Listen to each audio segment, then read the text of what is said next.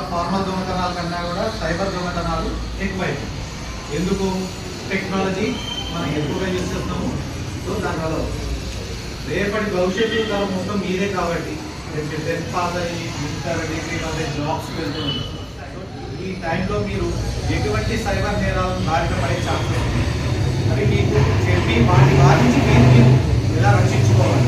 In case మీ వాళ్ళు ఎవరైనా ఇట్లాంటి వాటి మీద గురైతే వాళ్ళని ఎలా సేవ్ చేసుకోవాలి, లేదా అలాంటి వాటి బారిన పడకుండా మన వాళ్ళని ఎడ్యుకేట్ చేసుకుంటూ మన బంధువుల్ని, ఫ్రెండ్స్ని, రిలేటివ్స్ని చేసుకుంటూ వాళ్ళని సేఫ్గా ఎలా ఉంచాలనే దాని గురించి మేము ఈరోజు మీ దగ్గరికి రావడం జరిగింది. సార్, మీలో ఎవరికైనా సైబర్ క్రైమ్ అంటే ఎవరికైనా తెలుసా? మీకున్న knowledge what is this cyber crime? 90% అందరూ చెప్పేది hacking. Hacking is one of the cyber crime. But cyber crime చాలా పెద్దది, చాలా డిఫరెంట్. యాక్చువల్ సైబర్ క్రైమ్ అంటే ఒక గుర్తు తెలియదు అంటే unknown person using internet and using any gadget, electronic gadget, cheating other person. ఒక గుర్తు తెలియని వ్యక్తి ఇంటర్నెట్ సహాయంతో ఏదైనా ఎలక్ట్రానిక్ వస్తువుని వాడుకొని అవతల వ్యక్తిని మోసం చేసి అతని దగ్గర నుంచి డబ్బులు కానీ లేక అతని యొక్క ఇన్ఫర్మేషన్ కానీ దొంగతనం చేస్తే దాన్ని సైబర్ క్రైమ్ అంటారు. ఇప్పుడు హ్యాకింగ్ అన్నారు. హ్యాకింగ్ అంటే మీ యొక్క సెల్ ఫోన్ని మీకు తెలియకుండా తన యాక్సెస్లో తీసుకొని మీ యొక్క టోటల్ ఇన్ఫర్మేషన్ని దొంగతనం.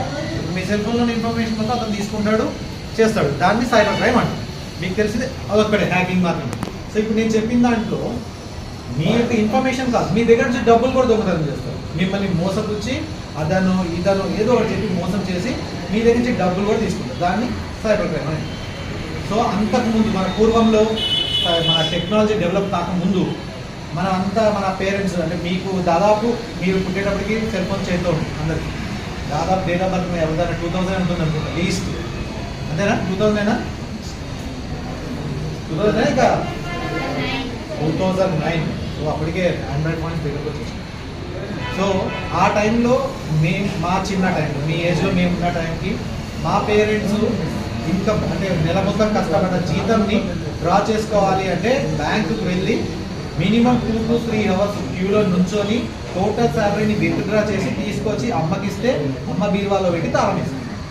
మనం ఏమైనా బంగారం వెండి వస్తువులు కొంటే కూడా బీరువాలో పెట్టి లాక్ వేసి తాళం వేసుకొని పోయేది.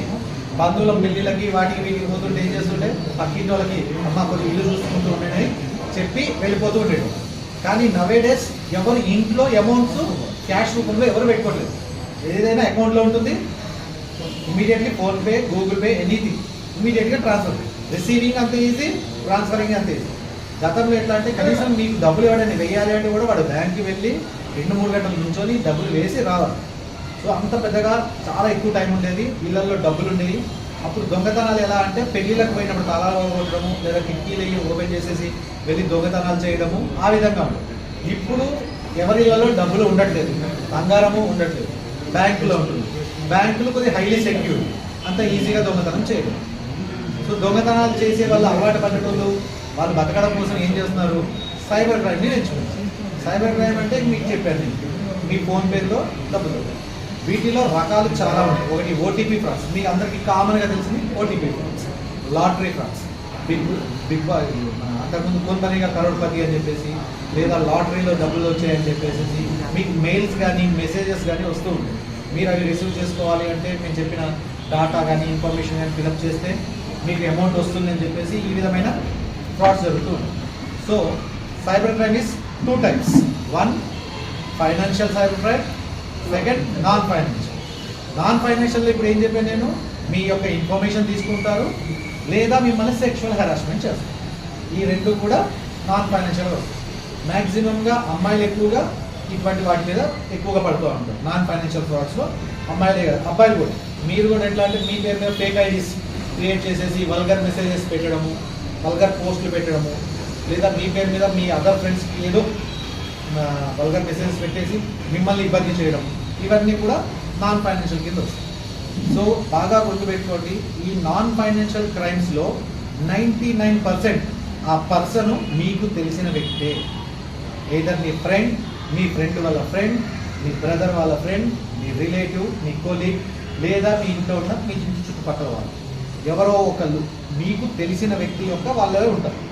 వీళ్ళు ఏం చేస్తారు, మీ మీద ఉన్న గ్లడ్జ్ తోటో మీ ఫ్యామిలీ మీద ఉన్న గ్లడ్జ్ తోటో మీ యొక్క ఫొటోస్ని మార్క్ చేసి వల్గర్గా పెట్టడము, లేదా మెసేజెస్ చేయడము, మీ యొక్క ఫోటో పెట్టేసి మీ ఫోన్ నెంబర్ పెట్టేసేసి call for this girl for night something ఇట్లాంటి గలీజీ బోర్డ్స్ అన్ని పెడుతూ మిమ్మల్ని సోషల్ మీడియాలో హైప్ చేస్తారు.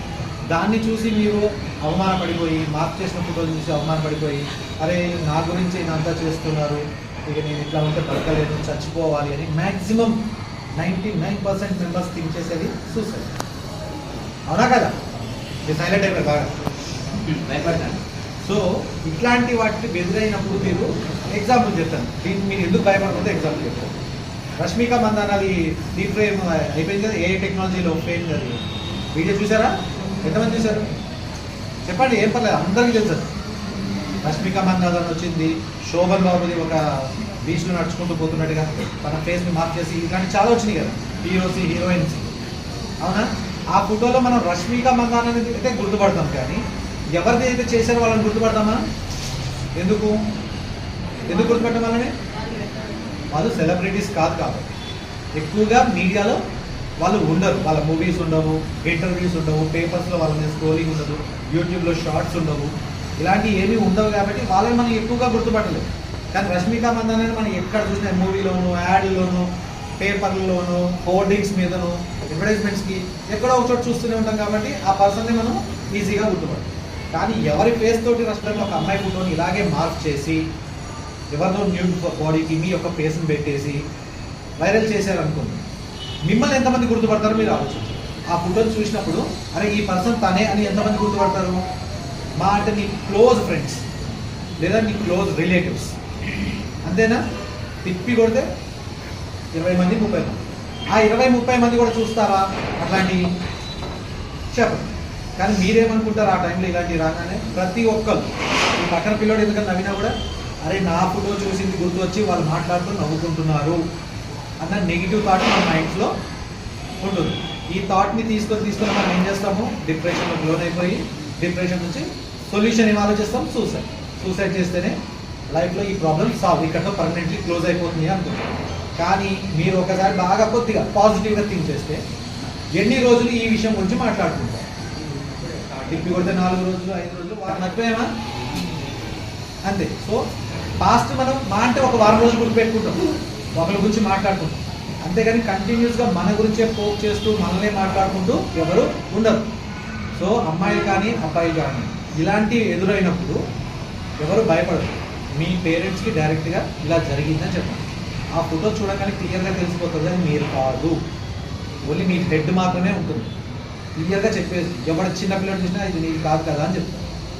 సో మీరు దాన్నే భయపడిపోయి ఏదో ఉంది కదా న్యూడిటీ అని చెప్పేసి కంగారు పడిపోయి సూసైడ్ అటెంప్ట్ ఇట్లాంటివి చేయరు. ఓకే, ఇలాంటి కొంతమంది డైరెక్ట్గా ఎవరో అమ్మాయిలు కానీ అబ్బాయిలు కానీ వాళ్ళ మీద పడనప్పుడు డైరెక్ట్గా ఇన్స్టాగ్రామ్, ఫేస్బుక్, ట్విట్టర్లో ఇలాంటివి క్రియేట్ చేసి పెట్టుకుంటారు. ఇలాగే ఫ్రాడ్స్టర్స్ కొంతమంది ఉన్నారు, డబ్బులు దొబ్బేయడం కోసం. వీళ్ళు మిమ్మల్ని సెక్షువల్ హరాస్మెంట్ ఏం చేయరు, డబ్బులు తీసేసుకోవడానికి. మీకు ఆల్ ఆఫ్ సడన్గా దాదాపు మీది 10th క్లాసా మీరు? 10th, 9th and 10th. So మీకు దాదాపుగా సెల్ ఫోన్స్ అయితే మ్యాక్సిమం అందరూ యాక్సెసింగ్ ఉంది, either homework purpose or anything ఉందా? ఇంటికి వెళ్ళాకనే వాడుతూ ఉంటారు. ఆల్ ఆఫ్ సడన్గా ఎప్పుడో ఒక వీడియో కాల్ వచ్చింది. కామన్గా మనం ఏమనుకుంటాం, ఎవరు అన్నోన్ పర్సన్ చేశారు మాట్లాడి చూద్దాం అన్నట్టుగా లిఫ్ట్ చేస్తాం. మనం ఎప్పుడు లిఫ్ట్ చేసినా కూడా వీడియో కాల్ అనగానే ఫస్ట్ సెల్ ఫోన్ని ఈ విధంగా పెట్టేస్తాం. ఆన్ చేయగానే మన ఫేస్ అవతల క్యాప్చర్ అవుతుంది. ఆ టైంలో అవతల వ్యక్తి వాయిస్కి చేస్తే ఒక అమ్మాయి న్యూడ్గా కాల్ మాట్లాడడానికి రెడీగా ఉంది.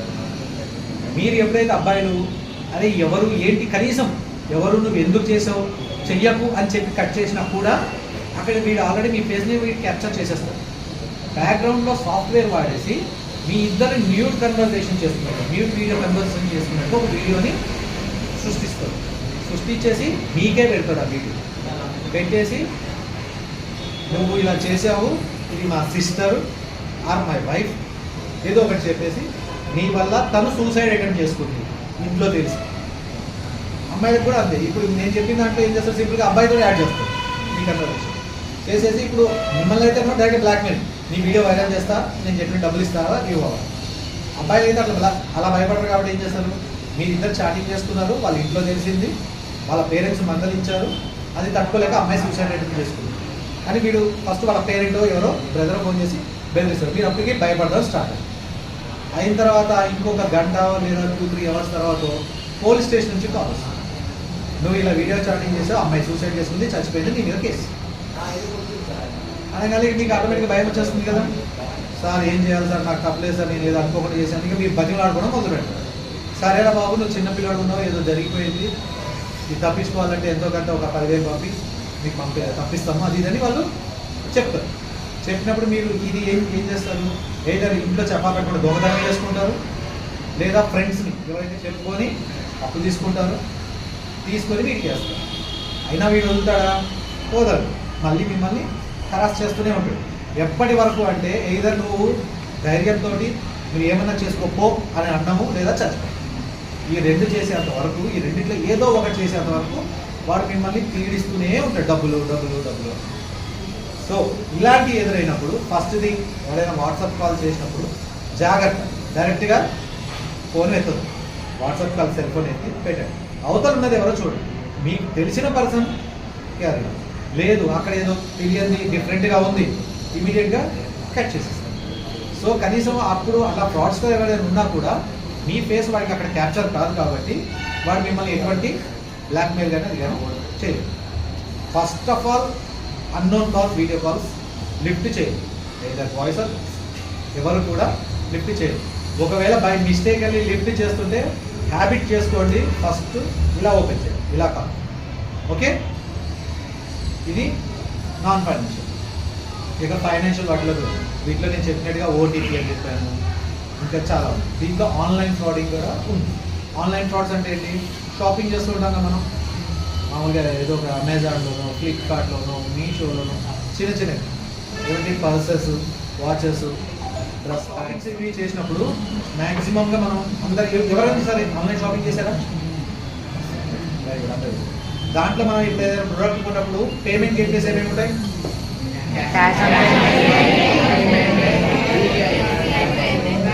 Cash on delivery, debit card, credit card, online payment, net banking. Yes కరెక్టా.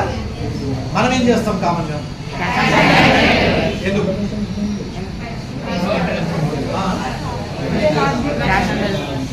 క్యాష్ ఆన్ డెలివరీ అన్న ఆప్షన్ ఎందుకు తీసుకుంటాం, మనం ఆన్లైన్ కూడా పేమెంట్ చేయొచ్చు కదా, అయినా కూడా క్యాష్ ఆన్ డెలివరీ తీసుకుంటాం. ఎందుకు, గట్టిగా ఫేక్ ప్రొడక్ట్స్ ఏమో, నేను ఇచ్చిన ప్రొడక్ట్ చూసింది డిఫెక్ట్ రావచ్చు, లేదా ఫేక్గా ఏమైనా పంపించచ్చేమో, అదే చూసుకున్న తర్వాత ఇంటికి వస్తే ప్రోడక్ట్ తీసుకోవచ్చు, లేకపోతే సింపుల్గా నేనైతే డబ్బులు పోవు కదా. ఇది మన హ్యూమన్ మెంటాలిటీ. ఫ్రాడ్స్టర్ కూడా ఇదే టైప్ ఆఫ్లో ఆలోచిస్తారు. ఓకే, వీళ్ళు ఇలాగే ఆలోచిస్తారు కాబట్టి క్యాష్ ఆన్ డెలివరీ యాక్సెప్ట్ చేస్తారు. ఇంటికి ప్రోడక్ట్ వస్తుంది, ఏ రోజైనా కానీ బిఫోర్ పేమెంట్ ప్రోడక్ట్ ఓపెన్ చేసారా, ఏమంటాడు కొరియర్ బాయ్, పేమెంట్ ఫస్ట్ తర్వాత కొరియర్ ఇస్తారు. ఇన్ కేస్ ప్రాబ్లం ఉందా రిటర్న్ చేసుకోండి అంటారు. అవునా, వాడు వద్దంటే చెప్పి నేను తీసుకొని వెళ్ళిపోతా, కానీ ప్రోడక్ట్ ఓపెన్ చేస్తా అంటే నేను ఒప్పుకోను, నాకు పేమెంట్ అయినా నేను ప్రోడక్ట్ ఓపెన్ చేయాలి అంటారు. ఇక్కడ వాడు లాజిక్ వాడతారు. ఈ పాయింట్ వల్లే మనం ఫ్రాడ్స్టర్కి దొరుకుతాం. ఇప్పుడు ముందే ఓపెన్ చేసుకుంటే వాడిది ఫ్రాడ్ అని తెలుస్తుంది, మనం కొరియర్ బాయ్కి డబ్బులు ఇవ్వం కాబట్టి వాడు ఆ కొరియర్ వాడికి ఏం చేస్తాడు, కొరియర్ వాడు లాస్ కాకూడదు కాబట్టి వాడు ఏం చేస్తాడు, పేమెంట్ ఇచ్చి డబ్బులు ప్రోడక్ట్ తీసుకో, ఏమైనా ప్రాబ్లం ఉంటే రిటర్న్ చేసుకోని చెప్తాం. ఓకే, పేమెంట్ చేసేసాం, ప్రోడక్ట్ తీసుకున్నాం, ప్రోడక్ట్ మనోడు అన్నట్టుగా fake product or damage product వచ్చింది. నెక్స్ట్ స్టెప్ ఏంటి, రిటర్న్ చేయాలి. రిటర్న్ ఎక్కడ చేస్తాం మనం, రిటర్న్ చేయాలంటే ఎక్కడికి వెళ్తాం, మళ్ళీ యాప్లో. ఇన్ కేస్ యాప్లో కాల్ సెంటర్ నెంబర్ కానీ లేదా 24/7 చాటింగ్ కానీ లేదు. నెక్స్ట్ స్టెప్ ఏం చేస్తాం, నెక్స్ట్ లేదు, కాల్ సెంటర్ నెంబర్ లేదు మీకు అక్కడ, చాట్ 24/7 చాటింగ్ లేదు, ఒక్కరు చెప్పండి, నేను పడతాను అమ్మా, లాస్ట్ చెప్పు, పర్లేదు చెప్పు, నీకు తెలిసిన చెప్పు. అవును, క్యాన్సిల్ ఆర్డరే, క్యాన్సిల్ ఆర్డర్ అట్లాంటి ఆప్షన్స్ లేవు నీ యాప్లో, రిటర్న్ కోసం ఎటువంటి ఆప్షన్స్ లేవు. నెక్స్ట్ స్టెప్ ఏం చేస్తారు మీరు, అమ్మా రీప్లేస్మెంట్, ఇవే రిటర్న్ చేసే ఆప్షనే లేదు. రీప్లేస్మెంట్, కంప్లైంట్, వర్కౌట్ కావట్లేదు. ఓకే, నెక్స్ట్ కామన్గా చేసేది ఏంటి? ఇమీడియట్గా గూగుల్లోకి వెళ్ళి ఆ యాప్ పేరు కొట్టి కాల్ సెంటర్ నెంబర్ అని కొట్టు. అవునా? అక్కడ మీకు వరుస పెట్టి ఆ యాప్కి సంబంధించిన కాల్ సెంటర్ నెంబర్లు ఒక 10 వరకు వస్తాయి. వాటిలో మనం కామన్గా సెలెక్ట్ చేసేది టాప్ 3, 1, 2, 3 ఏమున్నాయో చూసి దానికి క్లిక్ చేస్తాము, నెంబర్ తీసుకొని కాల్ చేస్తాం. అక్కడ రింగ్ అవుతూ ఉంటుంది, లేదా ఎంగేజ్ సౌండ్ వస్తూ ఉంటుంది. మీరు చేసినంతసేపు అదే వస్తూ ఉంటుంది. విసుగు వచ్చేసి మనము ఓకే కొద్దిసేపు అయినా ట్రై చేద్దామని చెప్పేసి మీరు స్టాప్ చేస్తారు.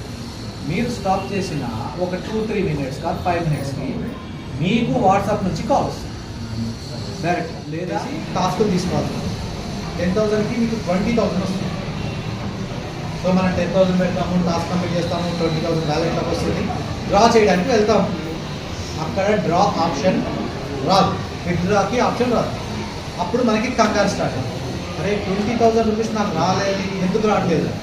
నెక్స్ట్ ఇమీడియట్గా మనం ఏం చేస్తాము, మనకి వాడు ఓటీపీ ఫస్ట్ తీసుకుపోయాడు కదా, మనల్ని గ్రూప్లో యాడ్ చేశారు కదా, ఇన్స్టాగ్రామ్ ఆర్ వాట్సాప్ గ్రూప్లో యాడ్ చేశారు. అక్కడ అడ్మిన్ ఉంటుంది. మనం అక్కడ కంప్లైంట్ చేస్తాం, నేను 10,000కి కాను నాకు 20,000 రావాలి, ఇది స్క్రీన్ షాట్ అని పెట్టి నాకు రాలేదు, ఎందుకు, ఏమైంది ప్రాబ్లం అని అడ్మిన్ రిప్లై ఇస్తారు, సారీ టెక్నికల్ ఇష్యూ. ప్రతి ఒక్కరికి ఈ స్టేజ్లో ఈ టెక్నికల్ ఇష్యూ అవుతుంది. ఇది సాల్వ్ అవ్వడానికి ఒక 5 days ఆర్ 10 days 20 days పడుతుంది. మీరు కంగారు పడిపోవద్దు, వస్తాయి, వెయిట్ చేయండి అంట. అయితే నెక్స్ట్ వాడు అడ్మిన్ ఇచ్చిన తర్వాత నెక్స్ట్ ఇంకా మెసేజ్ వస్తూ ఉంటుంది. ఏమని, సిస్టర్ డోంట్ వరీ, నేను కూడా నీ స్టేజ్లో అలాగే కంగారు పడ్డాను, రిప్లై ఇచ్చాను, నేను ఇప్పుడు చూడు ఇన్ని ల్యాక్స్ తీసుకున్నాను చెప్పేసి వాడు స్క్రీన్ షాట్ పెడతా ఉంటాడు. అలాగే ఒక 5 పెడతా ఉంటాడు. యాక్చువల్గా ఈ పెట్టే వాళ్ళంతా ఎవరు అంటే ఫ్రాడ్స్టర్స్. అక్కడ గ్యాంగ్లో ఉండేది మీరు ఒక్కళ్ళే జెన్యూన్, మిగతా వాళ్ళంతా ఫ్రాడ్స్టర్స్. లాగిన్ చేసుకొని ఒకడే ఉంటాడు, అక్కడ ఒకడే ఆపరేట్ చేస్తూ ఉంటాడు. అన్ని లాగిన్లు ఉంటాయి వాడికి అంతే. వాడు ఆ లాగిన్లు మార్చుకుంటూ రిప్లై ఇస్తూ మిమ్మల్ని మాటల్లో మభ్య పెడతా ఉంటాడు. అనగా మీరు ఓకే తమంది చెప్తున్నారు కదా, నిజమేమో వస్తుంది, వెయిట్ చేద్దామని కూర్చుంటారు. 2-3 days అయిన తర్వాత వాడి చేస్తాడు ఇమీడియట్గా సండే బంపర్ ఆఫర్, నేను వస్తున్నాయి డబ్బులు అది పెట్టేస్తారు. ఈ offer valid for 2 days something ఉంది. ఫస్ట్ డే పెట్టిన డబ్బులు ఇమీడియట్గా వస్తుందని చెప్పేసి మీకు పెడుతుంటే మీకేమనిపిస్తుంది? ఆశ, మనము పెడతాము, మనకి డబ్బులు వస్తాయి, ఇంతమందికి వచ్చినప్పుడు రావా అనుకుంటాం, పెడతాము, మళ్ళీ వ్యాలెట్లో పడుతుంది, మళ్ళీ విత్డ్రా కాదు, మళ్ళీ సేమ్ ప్లేస్లోకి వెళ్ళి అడుగుతాం, ఎందుకు రావట్లేదు నాకు అది ఇది అంటే, మీది సివిల్ తగ్గింది, సివిల్ స్కోరు తగ్గింది, దాన్ని పెంచుకోవాలి, అది పెంచాలంటే ఇంత అమౌంట్ కట్టాలి, అప్పుడే వచ్చింది. ఆల్రెడీ ఇంత 70,000 60,000 పెట్టినాం, అది పోగొట్టుకోవడం ఎందుకు, వస్తే మంచిగా అన్నీ కలిపి వస్తాయి కదా అని మళ్ళీ 10,000 పెట్టాలి. సివిల్ పెట్టిన తర్వాత సారీ మీ అమౌంట్ యూజ్ ఉంది, విత్డ్రా చేయాలి అంటే మీ యొక్క వ్యాలెట్ అప్గ్రేడ్ చేయాలి, దానికోసం ఇంకా డబ్బులు పెట్టాలని మళ్ళీ డబ్బులు పెట్టాలి. ఇలాగ వాడు రీజన్స్ ఒకటి కాబట్టి ఒకటి చెప్పుకుంటూ పోతాడు. మీరు లేదు రాబోయే నా వద్దు, నాకు డబ్బులు ఇచ్చేది అది ఇది అనుకో, సరే మీ మెంబర్షిప్ క్యాన్సిల్ చేసేస్తాము, దానికన్నా లాస్ట్ మీరు ఒక 10,000 పే చేయాలి, అప్పుడే మీ మెంబర్షిప్ క్యాన్సిల్ అయ్యి ఈ అమౌంట్ అంతా వస్తుంది. ఇప్పటికే నువ్వు ఇవ్వలేదు, నేను ఇయ్యను రా అంటే నీ ఇష్టం, నాకు ఇదే నమ్ము, లేకపోతే లేదు. 10,000 పెట్టావా, నీకున్న 5 లక్షలు వస్తాయి, వద్దంటావా పోతా 5 లక్షలు, 5 లక్షలు పోకుండా 10,000 పెట్టావా. కాబట్టి మనం ఆలోచించేది ఏంటి, పోతే 10,000 పెట్టి 5 లక్షలు వస్తుంది కదా అనుకో, కానీ అది కూడా పోతుంది. అలాగే వాడు మీరు నేను ఇక పెట్టను, నాకు పోయినాయి, అది గోయిందా అనుకునేంత వరకు వాడు తీసుకుంటూనే ఉంటాడు అన్నమాట. అర్థమైందా? సో ఇలాంటి వాటి నుంచి మనం తప్పించుకోవడం ఎలా అంటే, ఫస్ట్ థింగ్ ఎవరు డబ్బులు ఫ్రీగా ఇవ్వడు. గుండోడు ఉన్నాడు కదా జ్యువెలరీ, ఏమన్నాడు, డబ్బులు ఎవరికి కరెక్ట్ వాడు చెప్పింది, ఎవరికి ఇవ్వరు. వాడిని 100 రూపాయలు ఫ్రీగా ఎందుకు ఇస్తున్నాడు? అవునా కదా, ఫస్ట్ 100 రూపీస్ ఫ్రీగా చెప్పు. అలా 10 మంది అంటే వాడికి ఎంత, 1000 రూపీస్. కానీ ఇప్పుడు మీ ఉన్న దాంట్లో 10 మంది చేస్తే వాడికి 1000 రూపీస్. అలాగే all over India per day ఒక 10,000 మెంబర్స్ చేశారు అనుకున్నాం, వాడు 1 lakh రూపీ ఖర్చు అవుతుందా? 1 lakh రూపీ వాడు ఎందుకు ఫ్రీగా వదులుకుంటాడు? వాడు ఆ 1 lakh ఇచ్చి దానికి ఎంత తీసుకున్నాడు మన దగ్గర? డబల్, ట్రిబుల్, 10 times 100 times ఎక్కువ తీసుకుంటాడు. 100కి నీకు వాడు నీ దగ్గర నుంచి దోసుకుంటూ పోతే ల్యాక్స్లో దోసుకుంటాడు. ఈ విధంగా మోసపోయిన వాళ్ళలో టీచర్స్ ఉన్నారు, డాక్టర్స్ ఉన్నారు, సాఫ్ట్వేర్ ఎంప్లాయీస్ ఉన్నారు. ఇంత నాలెడ్జ్ ఉండి ఒక టీచర్ 20 lakhs చూపిస్తారు. ఆ టీచర్ గొప్పతనం ఏంటంటే యాక్చువల్గా ఫస్ట్ వాళ్ళ మిస్సెస్ ఒక 3 lakhs పోవచ్చు, ఇక పోగొట్టింది కదా భయపడి వాళ్ళ హస్బెండ్కి చెప్పేస్తే వాళ్ళ హస్బెండ్ నేను ఎలా సార్ రిటర్న్ తీసుకొస్తాను చెప్పి మిగతా 17 lakhs వాడితో మాట్లాడు. ఇప్పుడు నేను చెప్పిన మాటల్లోనే పెట్టాడు వాడు కూడా. కనీసం వాళ్ళ ఆవిడ 3 లక్షల కన్నా బుర్ర తెచ్చుకొని వాళ్ళ ఆయన చెప్పి తీసుకుని వీడు నేను తెస్తాను అన్నట్టుగా ఇంకా 20 లక్షలు పోగొట్టింది. లాస్ట్కి మేము కొంత ఒక 10 lakhs రూపీస్ రిటర్న్ ఇప్పగలిగాము. సెకండ్ అది దానికి ఎలా అన్నది ఏసీపీ గారు మీకు చెప్తారు. ఇది ఒక 1 type ఆఫ్ ఫ్రాడ్. ఇలా చెప్పుకుంటూ పోవాలి అంటే నెంబర్ ఆఫ్ ఫ్రాడ్స్ ఉన్నాయి. సో నేను ప్రతిదీ మీకు ఎక్స్ప్లెయిన్ చేయాలంటే ఈ రోజంతా కూడా సరే. మీరు గుర్తుపెట్టుకోవాల్సింది ఒకటి, ఏది కూడా ఫ్రీగా రాదు. బాగా గుర్తుపెట్టుకోండి. జాబ్ ఇచ్చేటోడు కానీ వాడు అవసరం ఉన్నటోడు డబ్బులు తీసుకోండి మీ దగ్గర. జాబ్ కోసం కానీ మనం దేనికైనా పోతే డబ్బులు తీసుకోండి. అలాగే ఇప్పుడు బ్యాంక్లో లోన్స్ ఇస్తామని చెప్పేసి కూడా వస్తుంది. ఇవి మీ ఫాదర్స్ మ్యాక్సిమం ట్రై చేస్తుంటారు.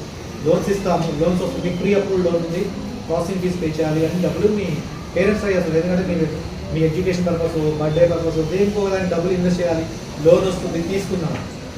ఏ బ్యాంకర్ అయినా కూడా లోన్ ఇస్తున్నప్పుడు ప్రాసెసింగ్ ఫీజ్ ఉండిద్ది. బట్ లాస్ట్లో మీకు అమౌంట్ ఇచ్చేటప్పుడు మాత్రమే అది కట్ చేసి డబ్బులు ఇస్తారు. ముందే మిమ్మల్ని ప్రాసెసింగ్ ఫీజ్ని పే చేయమని అడగడు.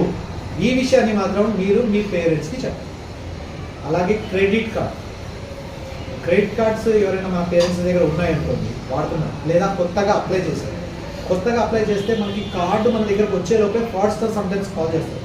లేదా వచ్చిన 2-3 డేస్కి కాల్ చేసి మీ యొక్క కార్డులో సమ్ అన్నెసరీ అప్డేట్ ఉన్నాయి, దానివల్ల మీకు ఇయర్లీ మంత్లీ ఛార్జెస్ పడతాయి, అది క్యాన్సిల్ చేయాలి అంటే మీరు చెయ్యండి అని చెప్పేసి వాడు చెప్పినట్టుగా ట్రాప్లోకి తీసుకుంటారు.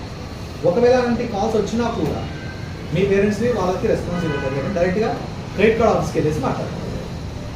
ఓకే. అలాగే లోన్స్ నేను చెప్పాను, ప్రాసెసింగ్ ఫీజు ఉంటుంది, అది నాకు అవసరం లేదు బాబు, నేను బ్యాంక్కి వచ్చి మాట్లాడాను. క్రెడిట్ కార్డ్ ఆల్రెడీ ఉన్నది, వాడేమంటారు మీకు 2 lakhs క్రెడిట్ కార్డ్ లిమిట్ ఉంది కదా, నేను 5 lakhs ఎన్హాన్స్ చేస్తున్నాము, దానికి కానీ అప్డేట్ చేయాలి మీ కార్డు, డీటెయిల్స్ చెప్పండి అని చెప్పేసి అలాగ కూడా తీసుకుంటాం. సో మీరు మీ పేరెంట్స్కి చెప్పాల్సింది ఏంటి, లోన్స్ కోసం ఎవరైనా అప్రోచ్ అయ్యి ప్రాసెసింగ్ ఫీ పే చేయాలి, మీకు అమౌంట్ ఇంత వస్తుంది, ఫస్ట్ ఈఎంఐ పే చేయాలి, అమౌంట్ వస్తుంది, ఇలాంటి మాటలు మాట్లాడుతుంటే కనుక వాళ్ళ దగ్గర నుంచి లోన్లు తీసుకోవడము ట్రై చేయడము చెయ్యొద్దు.